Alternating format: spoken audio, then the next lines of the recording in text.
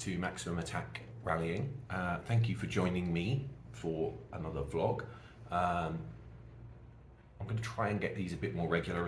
As I said in the last one, things have got a little bit out there timing wise, so I'm hoping this one will go out on Thursday the 14th of September, I think it is, so it'll be a much shorter gap between the last one and this one than we had them between the previous one. I'm going to aim for it to be Thursday every week. If I say that in this video, I'm kind of committed to it, aren't I? So hopefully it'll work out that way. In this one, there's a couple of things I want to touch on. I've decided I'm going to start each one, generally, unless something changes, with just a little look at some of the things that are going on my Instagram, which is where I do a lot of other content. That way, if you don't follow me on Instagram, you might get a little bit of a taster and go over there. Or if you do follow me on Instagram and you're watching this as well, you might just learn something extra. So I thought that would be a nice way to begin. And a couple of features this week, not been lots and lots going on. Well, there's been three, but the third one is the main topic of this video, which is the Acropolis, so I'll come to that at the end. So the other two, M Sport have come out this week and said that they intend to continue in Rally 1. There was a weird story. So Pierre-Louis Loubet was quoted as saying by some French outlet that M Sport were going to pull out of Rally 1 and can the Puma program and all that. M Sport have actually come out this week and clarified that they do intend to continue, and they're trying to find the budget to keep Tanak and all this stuff. And so I obviously wrote something about that. It's just a weird situation. So this French article has been taken down, which obviously suggests that there was some issue with it. It wasn't true. Pierre-Louis Loubet hadn't said all this stuff. But I think the thing for me, I mean, I feel for M Sport having to even put out this statement in a way, and I feel for them because they're having a bad season. I can't remember Malcolm's exact words, maybe I'll put them on the screen, but he basically said that they're having a dreadful season, which is true. And it's very difficult, isn't it? I think people have a lot of expectation around M Sport. We all want them to do well, but at the same time, I think it's very difficult, isn't it? Because they just don't have the budget. These cars, these Rally 1 cars, are obscenely expensive, more so than the previous generation of cars, which were expensive enough. Even, you know, everyone knows they're too expensive. The FIA, the promoter, all know they're too expensive. They've admitted that they've gone over the costs that they intended. And for a company like M Sport, who have limited backing from Ford, that puts them in a very difficult position, doesn't it? You know, how can they afford to run a competitive program? So I think while they've had a lot of problems this year, I'm not actually surprised, because I mean, it's a miracle they've got a car there at all, because these cars are obscenely expensive, way too expensive. And I know I'm a big advocate, or if you followed me for any length of time, you'll know that I'm a big advocate for scrapping the whole thing and making Rally 2 cars the top category. But we desperately need to reduce costs, and I wouldn't blame M Sport if they did pull out of Rally 1, because if you're going to show up and you can't afford to build a car that is competitive, then I mean, part of me wonders if what's the point? You might as well save a load of money and focus on Rally 2 and on Rally 3 and on the customer programs. You know, if you look at Skoda and Renault, that's what they're doing. They're not bothering with Rally 1. They just have a Rally 2 car in Skoda's case, and a Rally 3, 4 and 5 cars in Renault's case, and that seems to work pretty well. So yeah, you can have a read of that if you jump across to Instagram, and we will move on to the next one, which is today's main article. I just thought of another one. It's not really an article, but I'll talk about that in a second. So if you follow me on Instagram, you will know I do a segment called Rally Car of the Week, where I pick a car at random from the rally classifieds and just talk about it. Just pick something interesting or unique or cool. There's not really any criteria. This week, it's a 1998 Impreza World Rally car, and if you think I need to justify why I've chosen that, then you're probably on the wrong channel. Not actually a proper works car. It was used in Hungary, but oh, isn't this such a good looking car? You'll see a picture of it. I'm going to put pictures of it here. Oh, best looking rally car ever created. I don't care what anyone says. You can keep anything else in terms of looks. That 1907 to 2000 Impreza World Rally car is just the best looking rally car ever. And that's all I'm going to say about that. Yes, the other thing, I also put up a picture, which I'll put in here too, from a museum in the Czech Republic, which I really wanted to go to when I went to the Bar Rally a few weeks ago. I found out, unfortunately, in the run-up to the trip that it's actually closed. So that was sad because they had 2 Escort F2 cars, one hill climb car, earlier kit car with the sort of modified Cosworth arches, and one maxi racing car, which was run by Charu's Racing. Apparently, I've just learned today that that museum was actually owned by someone from the Charu's family, but it's closed, and I would really like to know what happened to the cars. Apparently, they all got sold. So look at the post. I'll put links to all my Instagram and everything in the comments. Yeah, if you know what happened to any of the cars by any chance, let me know, because I'd really like to find out, because I want to track them down for a project that I'm working on. So if you know anything about that, please, please, please, please, please, please, please, please, please let me know, because the more information I can get, the better. So yes, that wasn't technically an article, but I thought it was worth mentioning just in case anyone happens to watch this that can help. So we're done with that, I think, aren't we? Let's move on to the main topic of this week, which is the Acropolis Rally. This one, sorry, I'm just scrolling through my Instagram to make sure I'm on the right page. I don't know why. Doesn't matter, I know what I'm going to say. Wow. Wowzers. Wasn't that a proper WRC event? It had such an old school flavour about it. It was one of those rallies where it went wrong for lots of people, which, I mean, we don't want to see in a way, but it does add some drama. But it was also one of those rallies where it was a big, like, recovery event. So lots and lots of people started badly and had dramas and had problems, but lots of those people also recovered and actually got pretty good results. And I really like that. You know, I don't want to keep bashing history and bashing people's attitude towards history, but you know, we do look back a lot as a sport, don't we? I think rally fans, and this isn't just, no, I'm being unfair. Motorsport fans in particular, because F1 fans do it as well. We always look back on the halcyon days of the 80s or whenever it was, you know, these golden eras, and we're very attached to the past. And I think that is probably true with rallying more than any other motorsport. And we love the olden days, don't we? Group B, Group 4, and all these, you know, a lot of people long for these days of insanely long events and dangerous cars, and you know, and all of that, all of the things that brought with it. I'm not so into that personally. I see the appeal, don't get me wrong. I do see the appeal, but I also think we have to be a little bit mindful, because while those events had lots of good things with the long events and the kind of drama and challenge, I suppose, that brought, it wasn't a bit like old F1. It wasn't always as good as we perhaps remember it to be. So, for example, you know, in more recent years, especially I think since we got the 2017 cars, you know, we've seen rallies decided by less than a second. And if you go back to the 80s or the 70s, you know, rallies were often decided by minutes, the gaps. And I know that was partly a result of the long routes, but, you know, a lot of these events, the gaps were enormous.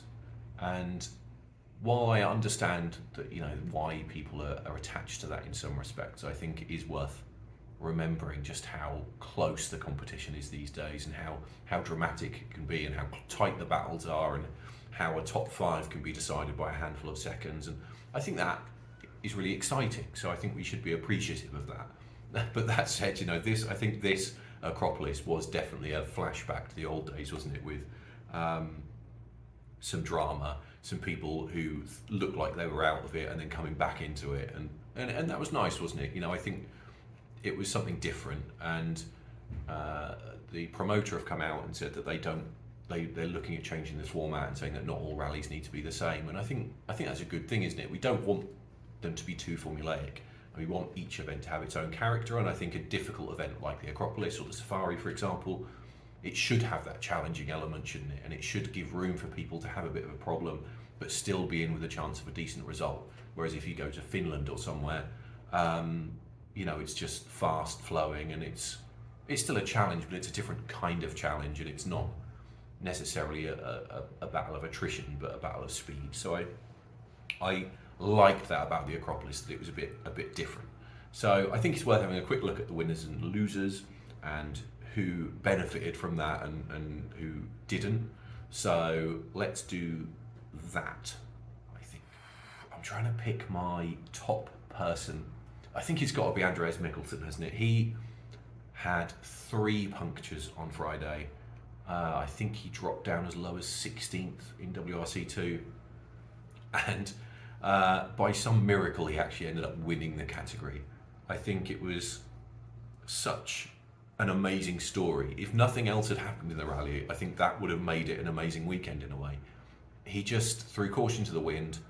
He is on a really tight budget this year, probably only going to do 6 events, which means every rally he does, he has to get as good a result as possible because he can't afford any dropped scores. So he just went for it, and I thought that was brilliant. It was a bit Colin McRae in a way, wasn't it? Just go for it. And I mean, it paid off. He had this terrible Friday, all these tyre trouble, suspension trouble, and then just put the hammer down. And I think it was so important for him because I think he's become maybe seen now as being quite a safe pair of hands. And while that had its good points in terms of getting good results and being a consistent driver, I think at the same time you also need to demonstrate speed. And this weekend gave him the opportunity to do, or last weekend, sorry, gave him the opportunity to do that. He ended up, not through his own fault, in a position where he was effectively out of the fight, had nothing to lose, so he just went for it. And I think by doing that, he's probably given some of the Rally 1 manufacturers a reminder that he's capable. I think that he's not just a safe pair of hands, he is a driver that when he has to, he can really put the hammer down. And he has shown that he is still one of the fastest drivers in the world. Will it get him a Rally 1 drive? I'm not sure, because I think there's so much competition, but as a marker to lay down, if he can win the championship, which he's got a good chance of, and he can demonstrate that level of pace, I think you have to say that he's in as good a position as anyone to get a shot. I think the problem we still have, of course, is that there just aren't enough Rally 1 seats for people to progress, and I'm not sure who I see progressing from a Rally 2 car to a Rally 1 car next year. I wouldn't be surprised if no one did, which is a real shame, but from his perspective, I think this weekend has demonstrated that he still has what it takes, and he's still a force to be reckoned with. So yeah, I love that. I think that was such a great story, and was good enough for the to make the weekend. So that was a really good one, but it wasn't the only one, was it? Definitely wasn't the only one. God. Yeah, there was a few in Rally 1. Oyt Tanak had, we talked about M Sport a little while ago, didn't we? It was another awful weekend. Both cars had water pump problems. This, for me, is a budget thing. It just makes me think, do they have the budget to test, to shake the cars down at the factory, to do all the durability on the components? I know the engine is kind of tried and tested because it is sort of a carryover from the Fiesta, but yeah, it's a worry for me, things like this. But it was a bad weekend. Both cars had this water pump problem. For Lube, it just put him out of the rally instantly. Tanak was fortunate in that he was in a position where he could fix the car, but he picked up best part of 4 minutes of penalties. And that, again, like with Mikkelsen, should have been the end of it, shouldn't it? That would have been him outside the top 10, or at the bottom of the top 10. That's it, game over. But because of all the other drama, he ended up finishing in 4th place. And I mean, effectively, you have to say that was a pretty good weekend. It was a good recovery. He set some quick times, again showing that the Puma is fast. It's just fragile. So yeah, it was a good performance from him. But yeah, there's problems there, isn't there? There's problems with that car, and it's a shame. But I think he has to be content to some extent, with the recovery. But obviously the championship's gone, So yeah, difficult overall, but I think still a nice story that he fixed the car himself, or uh, the crew fixed the car themselves and managed to continue and set some good times and scored a reasonable result. So that was another good one. I suppose the other story in Rally 1 term was Elfyn Evans, who had some overheating issues, which again, that could have been rally ending. Very difficult event, the Acropolis, in terms of heat, and very tough on the cars. And when your engine starts overheating, or you've got a problem like that in an event like that, it can be game over. If you start losing water, or if your engine starts overheating, that can be a sign of something really serious. So the fact that he managed to use the hybrid system to get out of the stage and then managed to go on and finish in second place is an amazing result and an amazing recovery. And I think, again, I talked about this on the Pondy's Tash podcast earlier this week. Elfyn's having a really good season. I know a lot of people have their doubts, but I said in not the last vlog, I think it was the vlog before, that we should back, we need to back Elfyn. And second place in Greece, off the back of winning in Finland, is a great result. I think he's doing really well. He's been generally been really consistent this year. And as I said on the podcast the other day, if Elfyn wasn't in the presence of some of the greatest drivers the sport has ever seen in Sebastian Ogier and probably Kalle Rovanperä, I mean, he could be a 2 or 3 time champion after this season. If he finishes second, which he probably will. If it wasn't for the greatness that he was surrounded by, he'd be a 3-time champion. And it's similar to tennis, I suppose, isn't it? There are some brilliant tennis players out there, but because they are playing at the same time as your Novak Djokovic's and Rafa Nadal's, they never get anywhere. They never reach the heights that they would probably reach if they'd been born at a slightly different time. So so I think it was a great performance from Elfyn, and I think he deserves a lot of credit. He was smart. He kept the car going, and he was there when it counted, wasn't it? And speaking of people who were there when it counted, can't talk about this without talking about Kalle Rovanperä, can we?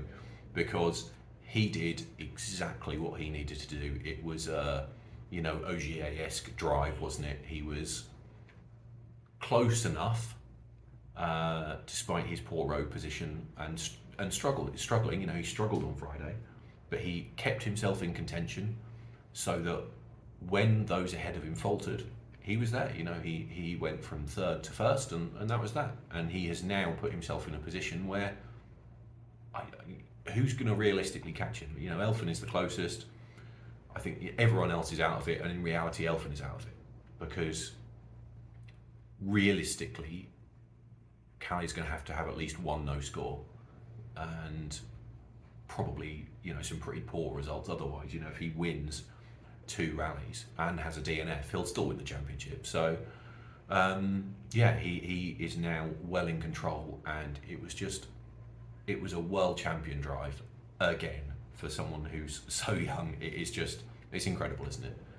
I will say though, I think it is worth talking about Neuville, and not so much Ogier, but I think particularly Neuville, because I felt there was a stage on, I can't remember if it was Friday or Saturday, where Neuville absolutely blitzed everyone apart. I think Tanak went quicker, but Tanak was running down the order, whereas Neuville was third on the road, and he was 12 or 13 seconds quicker than Ogier.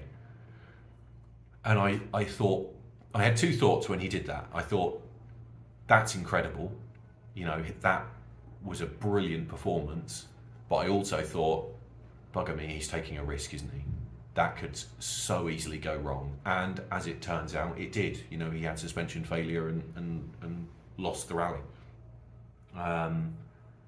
And I think Neuville, he deserves credit for the speed that he showed, because there were points at the weekend where he was a cut above Ogier in terms of pace. He was really, really driving really well and going really fast. But